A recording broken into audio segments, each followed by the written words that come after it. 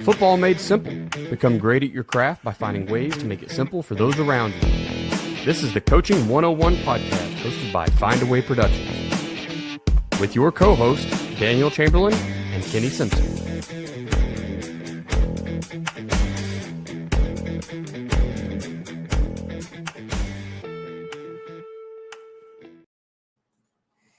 What is happening, coaches? This is the Coaching 101 podcast. I am Daniel Chamberlain. That is Coach Kenny Simpson.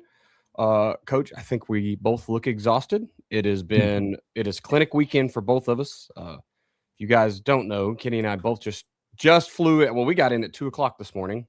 It sounds like you flew in today. So we both just got back from Boston doing completely different clinics. We did the JDFB 425 defensive clinic.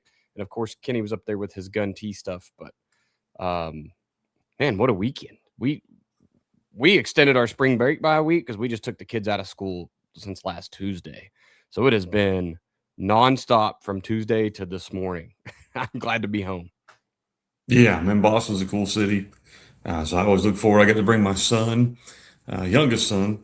He got to come. He's never been to Boston, so we took him there and went to watch a hockey game. We went to watch the Bruins play the San Jose Sharks. So my son is now a big San Jose Shark fan because they beat the crap out of the Bruins and they were really good. So he's now a fan of them.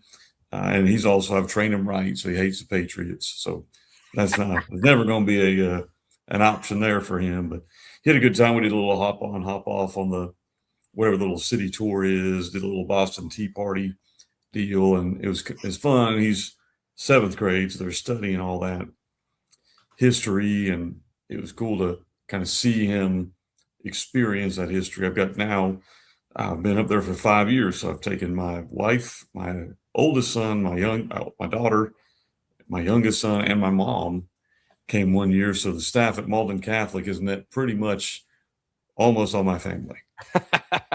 That's good though. I mean, to have that, consistency year after year, that's pretty neat.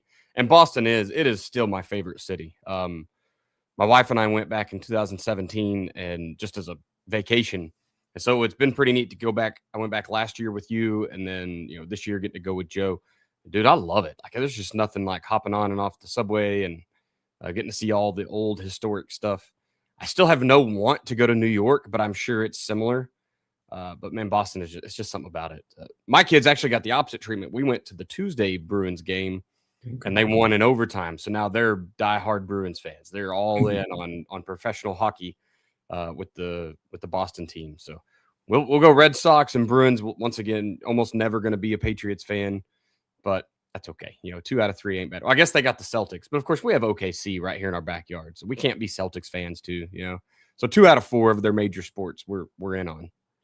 Yeah, that's a good city, and clinics are always fun. I've got one coming up in Tampa next weekend, and then I've got some private things I'm doing with a couple schools, and then I've got the last 2 official gun tea clinics. One will be in Milwaukee, and I think we got about 150. So I'm trying to stop taking registration, but it's hard for me to turn coaches away.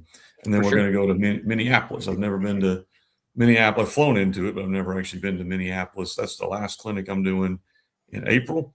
And then we'll turn attention to spring football. We're fortunate enough to get opportunity to get spring football. I've been trying to hire coaches. They keep leaving to be head coaches, which is a great opportunity for them. You know how that works, Daniel. So it's, your staff is like, did you lose 3 this offseason, 3 or 4? I lost 1 last year, and we'll lose head coach this year, possibly another one to go be a coordinator or go be whatever he's going to go be. And so there's, which is great. I mean, that's awesome. Yep. I got my start, so you got your start. And of course, I'm being facetious, but it's a pain in the butt having to go find coaches. I've been blessed so far.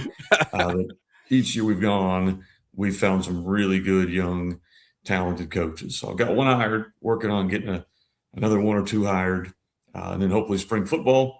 And then spring football, of course, leads into summer football, which leads into the season will be here really, really quickly. Yeah, for sure. No, it seems like it's just around the corner. I think we're going to use spring break a little bit and get together as coaches because we kind of talked about this while we're in Boston, but there's just not enough time. There's no spring ball or football really started as soon as I took this head job 2 weeks ago or almost 3 weeks ago now. But there's no time to talk to your coaches. Like, you need to be getting that installed. We got to install it to the kids, coming up here in May. So we're going to try to find a little time in spring break and try not to eat up their off. Like, it's a lot. You gotta be a fish. You're learning that now on the job, all that stuff. Yep. Hopefully, that's why I put out all those books about head coach workbook and how to organize your staff. Because if you're not organized and you're limited on time, you know this. It gets really, you kind of get down to where you're not covering things you need to be covering, and then this gets neglected or that gets neglected, and it's a whirlwind. So if you're a guy out there who's become a head coach, trying to become a head coach, we do have a lot of materials over at fbcoachsimpson.com that are meant to help. They're meant to help you be organized. It could be a free whatever, or it could be a book, or it could be a course. But I've been there, and Daniel's about to be there, and he's kind of seeing it. So it's really neat. I think it's a great opportunity that we have as coaches. We just got to be really intentional with the time that we spend. For sure. Sweet. Well, let's jump into our quote of the week real quick, Kenny, and then we're going to talk about scripting plays today. So you guys that are just hanging out, listen to us chit chat for now. We'll be doing, scripting plays, scripting drives, all of that. So hit us with that quote, Kenny. Yeah. So it's coming out of Team Themes Volume number 6, which will be coming out. What's up, Stuart? I see you there, man. Team Themes Volume 6, which is going to be coming out probably around July. This will be the 6th volume of these. From FDR, Franklin D. Roosevelt. It says, when you come to the end of your rope, tie a knot and hang on. And I think the word of that week was answer. How do you answer when things don't go the way you want them to go? Which we're going to talk about scripting, which is really not going to be great for this episode. But my thought is we're going to get through the script. But a lot of times you do these scripts, you spend a lot of time on these things, and they don't work. You go 3 and out and you punt, and you go 3 and out and you punt. You could almost do another episode on now what? Now what do you do? Because your plan didn't work. Because at Mike Tyson, everybody's got a plan to get punched in the face. That's right. So we're going to talk today about scripting. We could probably come back and do another episode later on about what to do when all your plans that you had, all the details you put in, didn't work. Now what? That's a really good quote, because and it does fit pretty well today. Because you go in with a plan, you go in thinking this is how it's going to look, and I love. We're going to be talking about yours here in a minute, Kenny, and the plan is to go score, but also we got a lot of intel together, right? So sometimes the plan is just go out and get what you can get. I'm good with that. All right, man. Real quick, some sponsors. When you talk about Ace Sports, if you have not contacted Mark Bridges over at Ace Sports, do so now. Now is the time as we close out March here. Gives him the time to get in with your admin set, see your image, like your dream, what you have envisioned, and start kind of giving you some pointers on how to do that. Working to get the financial side together. Excuse me. But Mark can come in and share that vision with you, your admin, and get a plan together. But now's the time. If you wait too much longer, you're going to be waiting until next year to get your video board up. So definitely get that going now. Ace Sports, acesports.com. You can email mark.bridges@acesports.com. Also, I want to talk about Winning Edge Performance Analytics. I talked to Doug. Man, excuse me, guys. I am still dealing with the allergies coming home from Boston. Man, it was wild. Talked to Doug the other day, and he's talking about the future of Winning Edge Performance Analytics.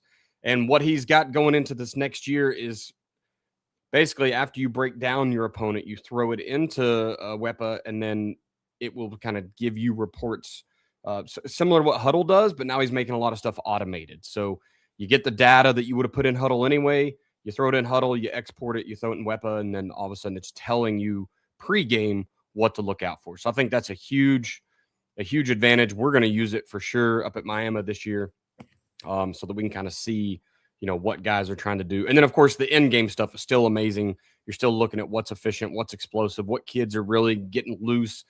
Sometimes you think you can tell that, but we've tracked touches and everything else with it. And I mean, we lost a playoff game 2 years ago, and then after the game realized we didn't go to our second best player after halftime at all. It was just, you kind of get caught up in the whirlwind of calling plays. So, yeah, anyway. go over to winningedgeperformanceanalytics.com. Let Doug kind of show you what things he can help you with. Last but not least, Blended Threads LLC out here in Oklahoma. If you're looking for hats, shirts, swag, any of that stuff that you need for your coaches, sideline gear, parent stuff, you want to set up a pro shop, there are 1,000 things that Morgan can help you with over at Blended Threads. She's already been hitting me up with all the coaches that are contacting her saying, thanks for this. Thanks for putting that out on the air. So she's one of the sponsors that we do for free, just to kind of help that business along, which Kenny and I have been known to do for, throughout the years. What are we in season 7 now? About to close out season 7. So we've tried to help some people along the way and just kind of give back to the community. Morgan over at Blended Threads is one of those that we've taken on. So if you're needing anything, she can do your logo work for you, help you get patch hats, embroidered hats, sweaters. Hit her up, Morgan at blendedthreadsllc.com. Just let her know what you're doing. I recommend putting in that first email that the podcast sent you, and not because we need any glory, but she thought she was getting scammed by some people out of like New Jersey that hit her up. Just, hey, here's what I need. She's like, how do you know about me? You're in New Jersey. And they finally said, hey, it's in the podcast. So if you're that coach, thank you for letting Morgan do some work for you. But for the rest of you guys, if you reach out, just let her know where you're coming from or where you heard about her. All right, let's jump into it here, Kenny. Kind of part 1 here. What is your plan on scripting plays for a game or a half or a drive or however you're doing it? What do you go in with there? But we're a little bit different, I think because we're our offense is relatively unique from other people. We don't really know what to expect. I stopped trying to give up. I stopped trying to figure out what people were going to do a long time ago. When I used to run spread offense, you have a pretty good idea what you were going to see. Like you knew based off the film, because a lot of people run spread. So if you're running a more general offense, you may have more of a plan based off of film study that you've seen them line up against whatever you're running. And so you can have a more educated guess. We don't have that luxury because we run an offense that not a lot of people run. And so for us, the first part of the game, Daniel kind of mentioned we are trying to score, obviously, but we're also trying to gather information. We're trying to figure out things that we thought might be true. Are they showing up? Are they true? If we thought you were going to give us this look against this alignment, are you giving us that? If we thought you were going to put this player in this position, did you do that? Because when we play teams, a lot of times they'll move defenders because we're kind of a unique offense. So I want to give that little caveat first. And then what we're trying to do with our drive is we're trying to confirm your alignment to all of our sets. Right. So for me, we're going to try within the first 5 to 10 plays to show you a lot of different looks to see how you handle things. And so what I mean by that is we're going to give you a motion. We're going to give you a couple motions, maybe a motion from the backfield, or maybe a motion across the formation, or maybe a motion, towards the sideline. So we're going to kind of work through different things formationally to confirm that with a motion. Like how are you handling? Are you spinning your coverage to it? Are you running with the motion? Are you just bumping it off? What are you doing with motion? What are you going to do if we shift the strength of our offense? If we line up in what we would call strong right and we end up in strong left, what are you doing to that? Are you just bumping players? Are you trying to run guys across? Are you, potentially just rolling different players down? Because we might be able to find an advantage in that. Maybe when we shift your lesser player, he's now become the force player. Well, that would be an advantage for us. So we know we want to continue to shift because we're getting what we want. Or you may be trying to like sprint across and it's causing chaos for your defense. Right. That could be an advantage. We would like that. Or maybe you're rolling, a free safety. He has to become a strong safety. And so he's not real comfortable in that role. Well, then we're going to continue to do that. We want to run that in the first 5 plays or so. We want to look at how are you handling different looks that we throw out. So we throw out like empty. And what are you running against empty with us? Are you trying to stay super aggressive and keep your box, full? and give us some one-on-one opportunities or some space for our receivers? Or are you backing up a little bit and maybe lightening the box up? So we're going to give you an empty check or an empty look in the first 5 to 10 plays. We're going to give you a trips look. Most defenses have 2 or 3 trips adjustments we've seen on film. Which one are we getting? What are we getting if we line up in trips? What are we getting if we motion into trips? And so that will give us some ideas on what do we want to do when we need to get into that, to throw the ball. Then we're going to give you an unbalanced look. We're big on unbalanced. We run unbalanced probably 30% of the time in our offense, where we bring the tackle over, put the nub tight end on the backside. What are you going to do to that? Are you going to try to stay in some kind of man on that nub tight end and give us an advantage to the overload side? Or are you trying to roll down to the overload side and you're kind of conceding if we want to throw the ball back to the tight end or going one-on-one on the edges? So we're going to try to give you all of that in the first 5 to 10 plays. We're also looking for like rotation stuff. How are you rotating your players? If we give you trips into the boundary versus trips to the field, are we getting a different look with that? So we're trying to confirm all of these things. And then we're also going to check your keys. Like, what are your keys if we pull our guards and we run something the other direction? Are you keying our linemen, or are you keying the backfield? Are you cross-keying the backfield? Who's looking at our wing? If he blocks, who's fitting off of that? So we're wanting to see where your eyes are as a defensive coach. So now I know how I can manipulate your players to fit the wrong way. So for instance, if you were reading our guards, we might pull our guards to the right and run speed option to the left. That could be a good play for us. Or we might pull our guards to the right and know that's going to set up the RPO or play action game. If you're not keying the guards, let's say you're keying the backfield, then we know our double handoff, our counter game ought to be good because you're keying the backfield. And so we can also run play action against that. We can pull linemen to go block for us on play action and fake the ball. So we're looking at where are your eyes going. The same thing with your DBs. And we have a tight end wing surface. Who's looking at them? Who's looking in the backfield and not looking at them. So we kind of know what we want to do in the play action game.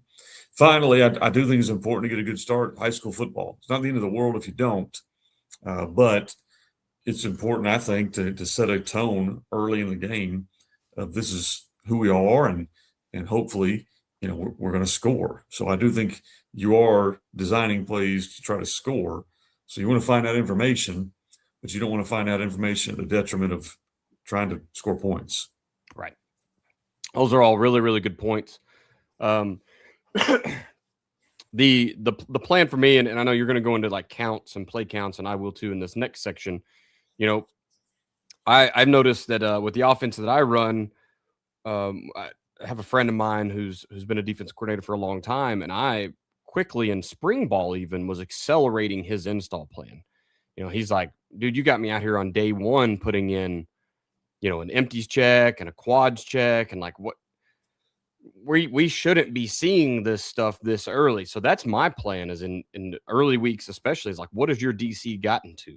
What does he have installed? Because he may not be seeing the stuff we're going to throw at you in his spring ball, in his 7-on-7, in his fall ball, right? So as we're getting into that game, what has he really truly installed? And then what is he trying to draw up in the sand on the sidelines where I know he's got one look or one check because, oh crap, coach, they went empty with 4x1. Okay. So that's kind of the first thing is, and it's no different than the other formations. Well, how are you aligning the stuff and what is your plan? Did you have one?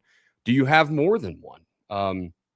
When I was first getting started as a DC, I always wanted to carry 3 trips checks, right? So I think that's a comfortable place. It gives you a check, an off check, and then that one that they have no idea is coming, you can kind of, catch them off guard with it.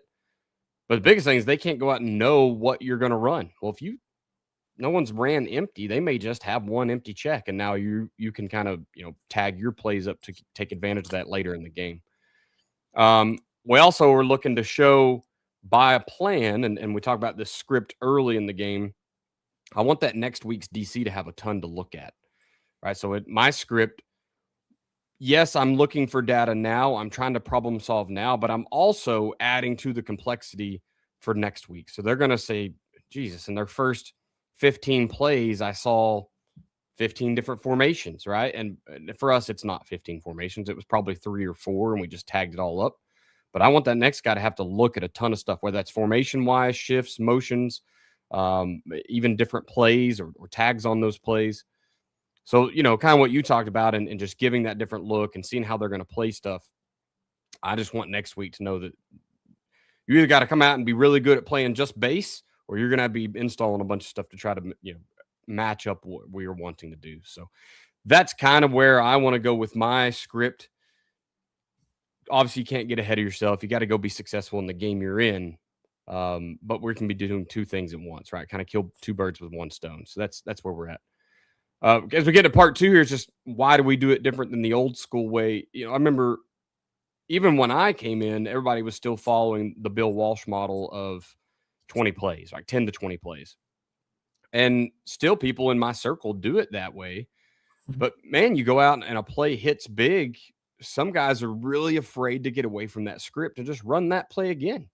Right? No, I need to see the next thing. And maybe it's advantageous. Maybe it's the counter to that play that just hit big, but maybe not. You might be in a completely different personnel package. Like they can't stop what's on the field and you're changing just to stick to the script. Or you want to make sure you get a bunch of passes in early so you don't get, where you're stuck in a run game. But you go out and throw 2 or 3 incompletions, and now the next play on the script is another throw, but your guy's not in rhythm yet. So you probably should be running the ball, but the script says we need to go out and throw a pass here. So I think that's mainly why I want to do it a little bit different. It's just so we don't paint ourselves in a corner. And that might be the motto for my first head coaching job is don't paint yourself in a corner with anything, right? Whether that's rules or standards or your playbook or personnel packages, whatever. Just give yourself some room to breathe. And I think if you go out and script 20 plays and stick to 20 plays, that's a third of your football game, right? Most guys are getting 60 offensive plays. So I might be going into half and I finally cleared the list. That just seems very that's hard and fast, and I don't need that, right? I can go out and kind of be like water, if you will, kind of take what they're giving us. So Kenny, I'll kind of let you get going here on that. Why do you do things differently from that old school mentality? Yeah, let me kind of speak to what you just said just for a minute, and then I'll move over to that. I think the idea of a script is to be a tool. It's to be a tool that if you need it, you can go to it. So I don't think there's anything wrong with having 15 or 20 plays that you want to run in a game. Like you said, that's a tool. And, the tool, if you don't need the tool, you don't go use the tool. But I've learned quite a bit that, it's part art and part science, but it's hard to be a really smart scientist when the heat is on. And it's easier to be making rational decisions on Thursday or whatever day you finish up your script. So you want to have plenty of information available at your fingertips. I think those coaches that have those huge play call sheets in the NFL, there's no way they're going to call all those plays.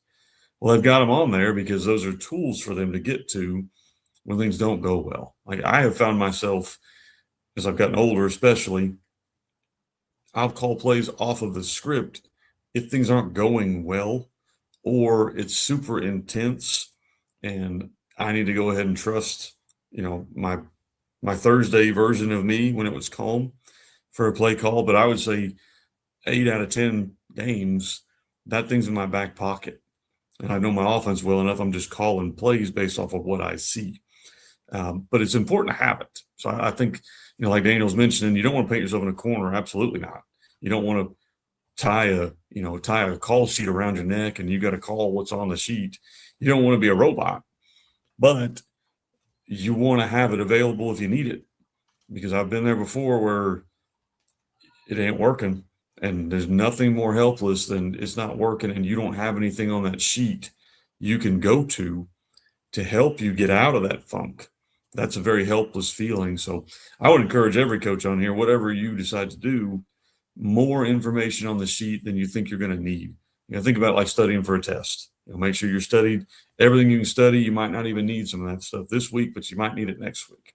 That's kind of what goes on our call sheet. Now, the way we do calls for your question is we usually will run the first 3 plays of the first 3 drives.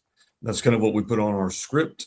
And then below it, I put about 3 to 4 first half plays and 3 to 4 second half plays. And I've got other stuff on my script as well. Like we got all the third downs and all that stuff. I'm not going to go through all of that stuff. I think we're just talking about opening script is kind of what you're wanting, but I've got all that stuff on there.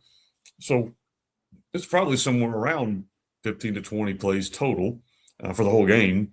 But the reason we go 3, 3, and 3 is a couple reasons. One, I found that if we go 3 and out, we're going to need a whole new drive starter, and those drive starters are kind of important. Or if we run, like Daniel said, you run a play and it's working really well, you might only get those 3 plays in that whole drive. Now you call a play and there it goes, and you're not even going to really use your script to call the next play, but then you're going to go back to it, So we'll use those first 3 plays. We would like to get them in order if possible, but we're not going to be married to it. And then the next drive, I like to have, what are we going to start out with? I think sometimes the hardest play to call is the first play of the drive. Like that's the hardest play to call most of the time. So if I can get 3 different drive starters on there, then we're going to do that instead of just having 10 plays in a row. Second reason is we rotate personnel. Again, I don't know what your situation is. We have kids that have to go both ways. So not all of our kids do, but at least a couple, in some years more than a couple.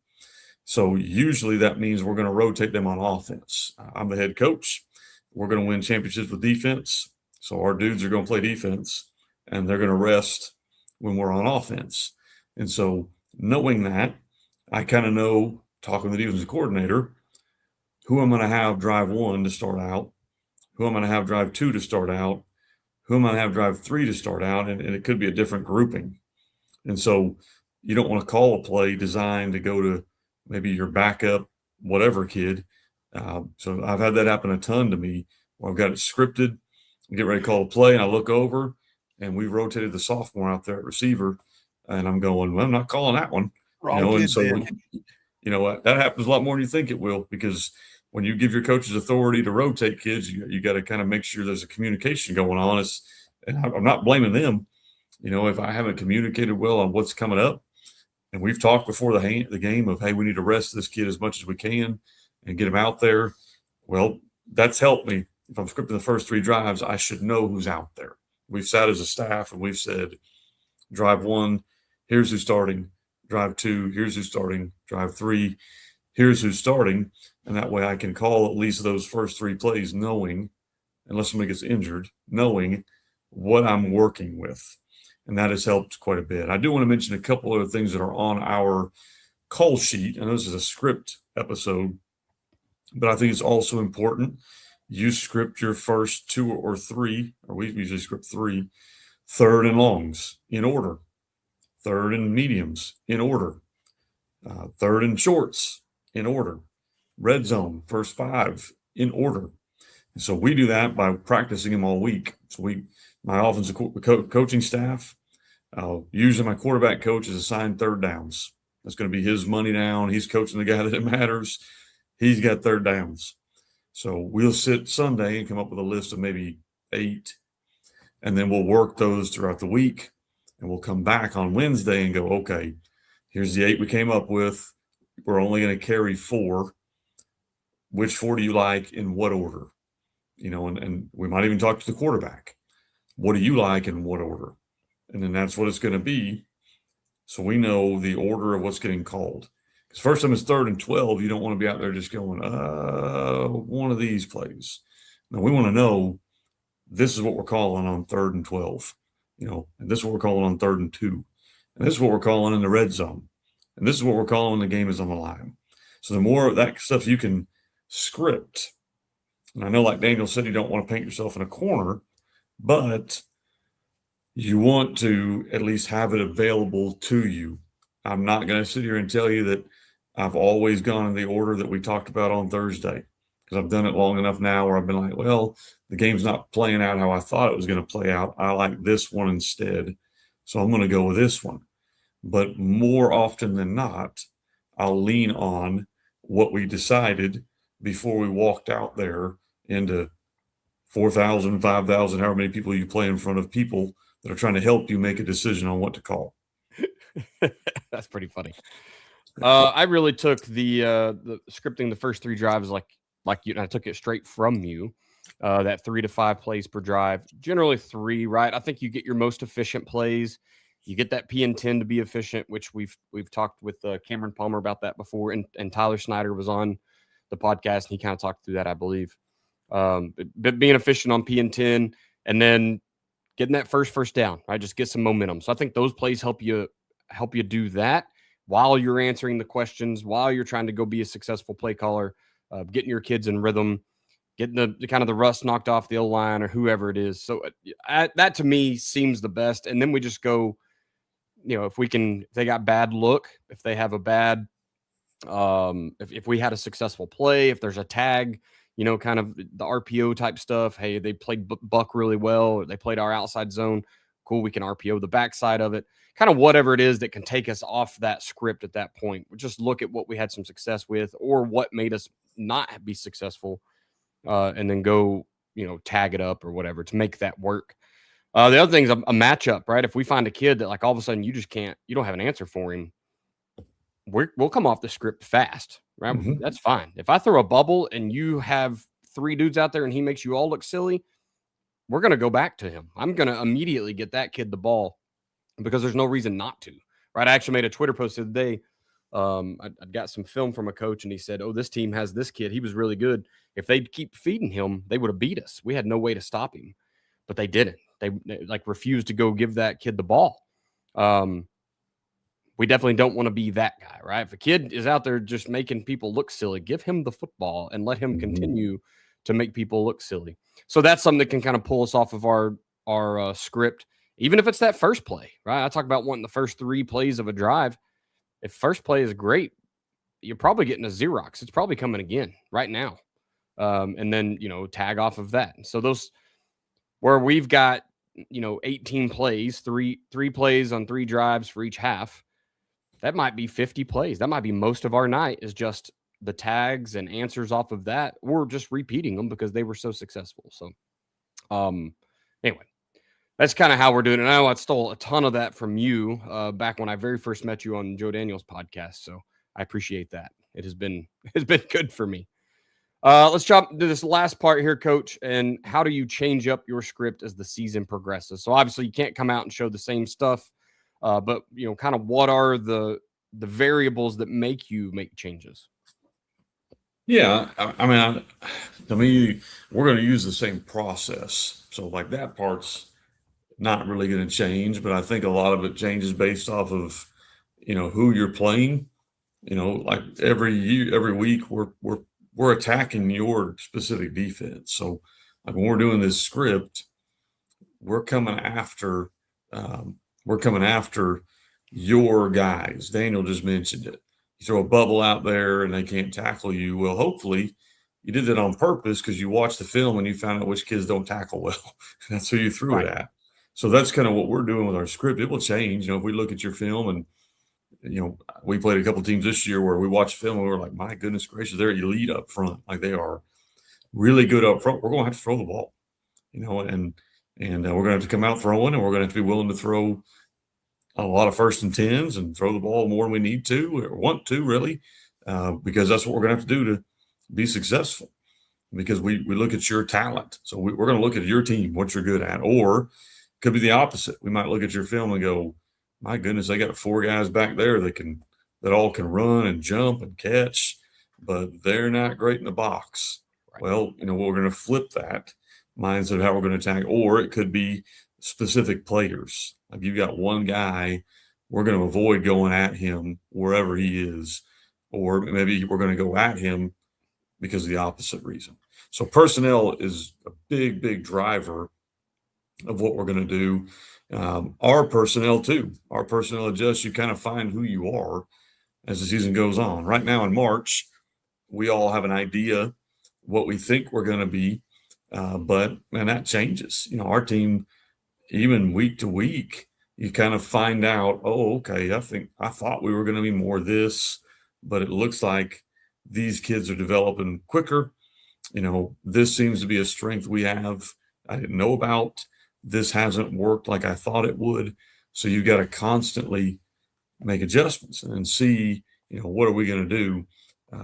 And the big thing is, who are we going to use in our offense? And like I said, that can change week to week. So that's kind of what we're looking at as far as making adjustments throughout the week. I think the best coaches, in my opinion, uh, are the guys that when you get off of the script, they know where to go next. And you can't be there.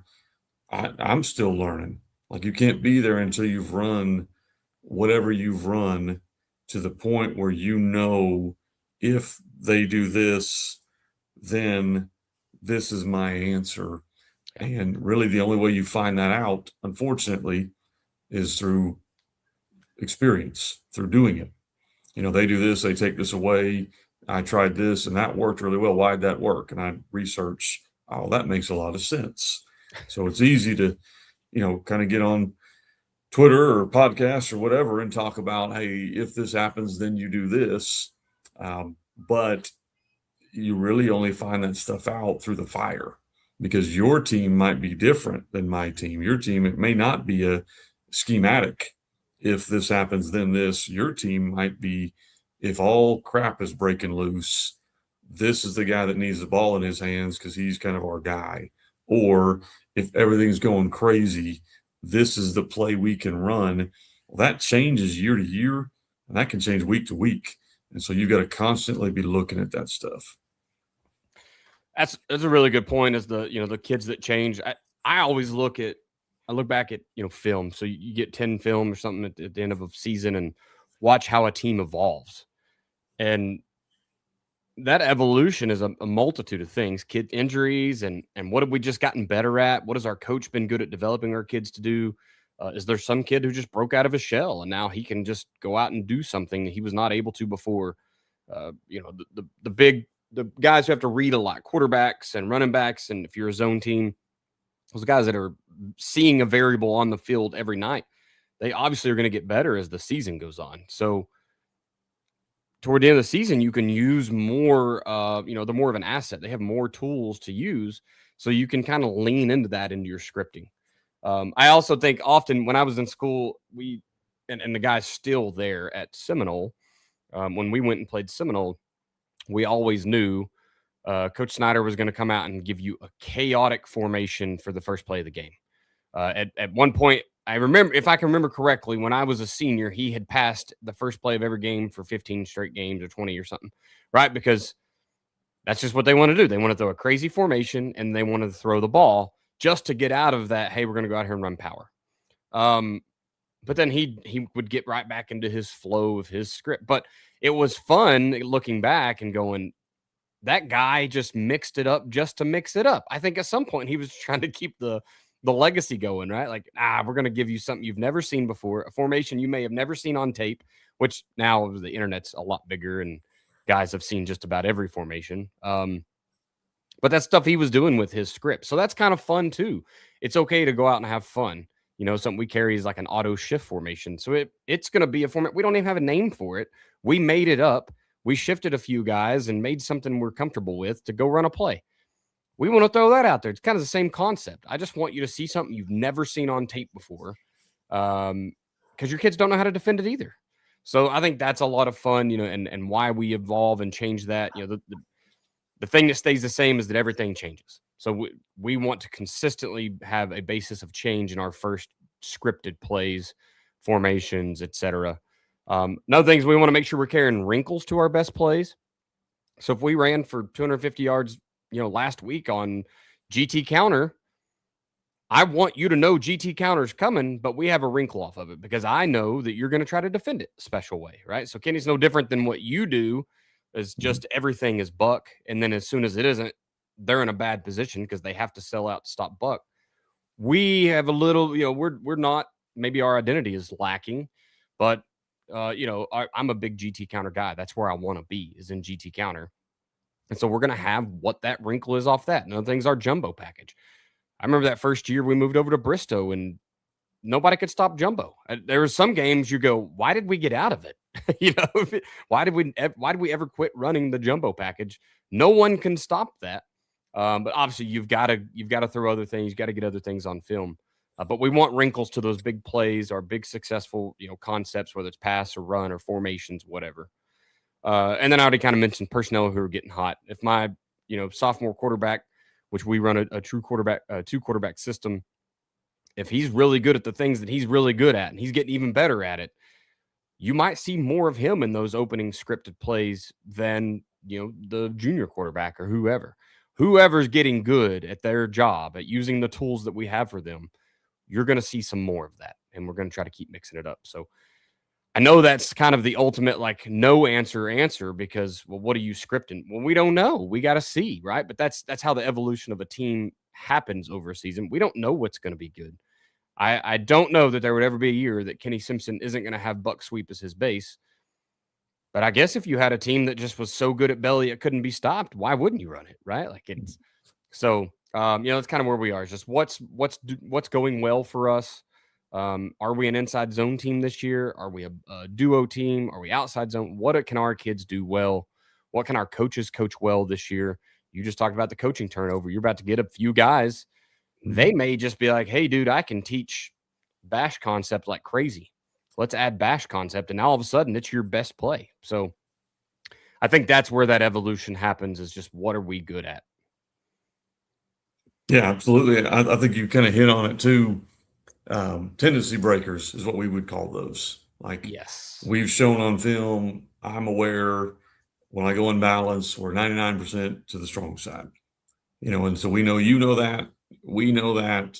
So we're going to bait you and have some trick play from unbalance that goes back to the quick side. So we just call those tendency breakers. But I thought it was a really good point, Daniel, having that, knowing who you are. Now, here's what I would caution you about. We used to play this team. I'm not going to mention their name because we might play them if we get in the playoffs. They used to be in our conference.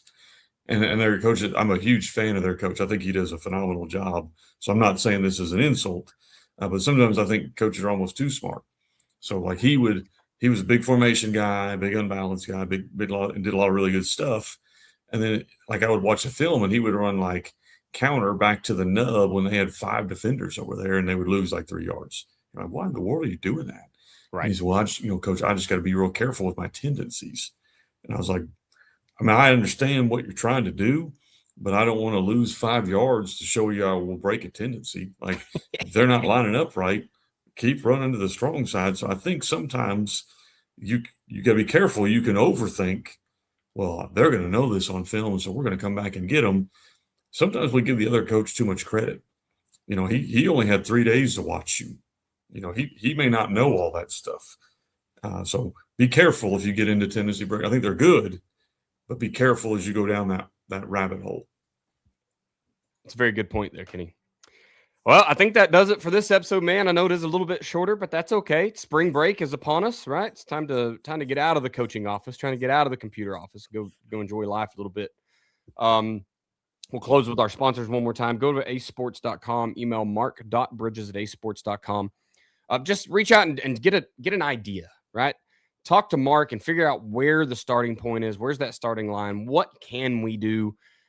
Look, you can get as little or as much as you want from those guys over at Ace Sports.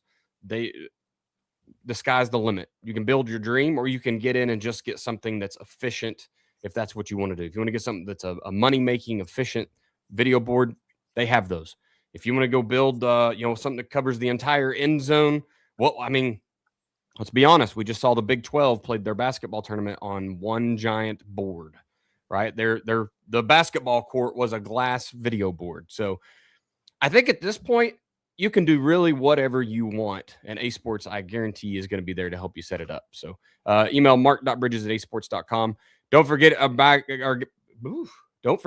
our guy, Doug, over at Winning Edge Performance Analytics, winningedgeperformanceanalytics.com. Let him kind of show you what he's got going on, adding to this year, and then helping you tag all your film on Friday night as you're playing the game, so you get a little bit of that time back on Saturday or Sunday when you get into the office. And the last one is Morgan over at Blended Threads LLC. If you're just needing a one-off, you're wanting to get some shirts for your wife, whatever, she can help you design stuff. I'm a Photoshop guy. I like making graphics, so I send her stuff to make all the time. She's like, thank you for, sending me a thing here. I'm going to make it better because she's better at it than I am. So whatever you're wanting to do, I think I've got Huddle and Cuddle sweatshirts coming for next fall because, you can Netflix and chill or you can huddle and cuddle. So we're going to huddle and cuddle in my household. So those are some sweatshirts I'll be having. Don't give those to your assistant coaches. That'd be weird. Nope, they can give them to their wives. That is a little bit weird. But I'll be getting made for my wife. So anyway, get whatever you want. Morgan at blendedthreadsllc.com. Shoot her an email. Like I said, make sure you let her know where you heard about her. If you're, 15 states over or something, she may be a little weirded out. All right, Kenny. I am at social media wise. I'm at Coach Chambo OK on X. You can email me at chamberlainfootballconsulting@gmail.com. The YouTube and the Patreon are still there. If you guys have any questions, hit those up. Kenny, where are you at, sir? All things FB Coach Simpson. So on that note, I've thought about it just now. We have a book, Play Caller's Guide, which literally has a whole chapter that talks about scripting. So if you're interested in it, it's over at fbcoachsimpson.com, where there's 43 other books you can go get. Or you can go over to Gun T System if you want .com, guntsystem.com, if you want stuff from the Gun T. Everything else for me is all FB Coach Simpson. FB Coach Simpson at Gmail, at FB Coach Simpson on Twitter. Love it. Podcast is at Coaching 101 Pod on Twitter/X. We want to thank you for being a listener of the Coaching 101 podcast. We hope you'll join us next week as we continue to make the complex more simple. Please consider subscribing so you always know when the new episodes are out. It's time to leave reviews. If you're listening anywhere, Facebook, Twitter, any of the podcast things after this is posted, leave us some reviews. Share the thing out. We want to grow and help other coaches. We'll leave you with this. It's hard to beat someone who never gives up. No matter the situation, find a way.